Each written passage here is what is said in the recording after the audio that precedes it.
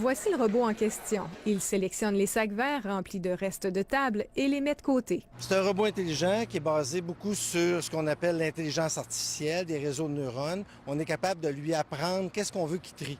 Donc, il pourrait trier n'importe quel flot de matière résiduelle pour être capable de sortir tous les produits qu'on veut valoriser. Et ce qu'on veut valoriser et récupérer ici, ce sont les résidus de table, ces matières putrescibles que les villes ne pourront plus enfouir en 2022, comme le prévoit la réglementation québécoise. Donc, plutôt que d'avoir des bacs bruns, on n'en a plus besoin. Les citoyens comme vous, comme moi, on prend nos matières organiques, on les met dans un sac et on les dépose avec nos ordures. Donc, plus besoin de ramasser non plus les bacs bruns. Et le robot, lui, va trier ces matières organiques-là. La jeune entreprise teste son innovation dans un contexte bien réel à travers le programme de vitrine technologique mis en place par la Ville. Une opportunité exceptionnelle parce qu'elle espère qu'au final, Québec adoptera son système. Oh, j'espère que oui, parce que je pense qu'on va arriver pour les citoyens et pour la Ville à quelque chose qui va être très, très convivial. Moins de camions, pas de bacs supplémentaires, une façon de faire que semblait déjà privilégier la Ville en 2015. Il n'y aura pas de nouveaux bacs, il n'y aura pas de bac brun.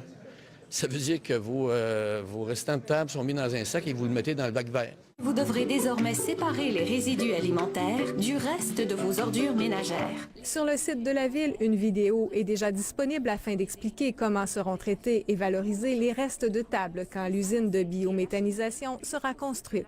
Et le tri des sacs à l'incinérateur est la méthode démontrée. Pour le Conseil régional de l'environnement, le scénario envisagé par la Ville semble le bon, à condition que les citoyens soient bien informés de ce qu'il faut mettre ou pas dans ces fameux sacs. Ça prend des brigades d'intervention. C'est pas juste à l'implantation que ça prend l'éducation, c'est en continu qu'il faut faire les rappels. Chaque robot se vend entre 500 000 et 1 million de dollars. La Ville de Minneapolis a déjà fait l'acquisition du système Waste Robotique.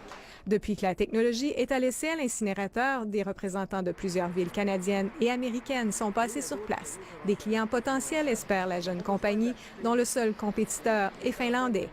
Ici, Guylaine Bussière, Radio-Canada, Québec.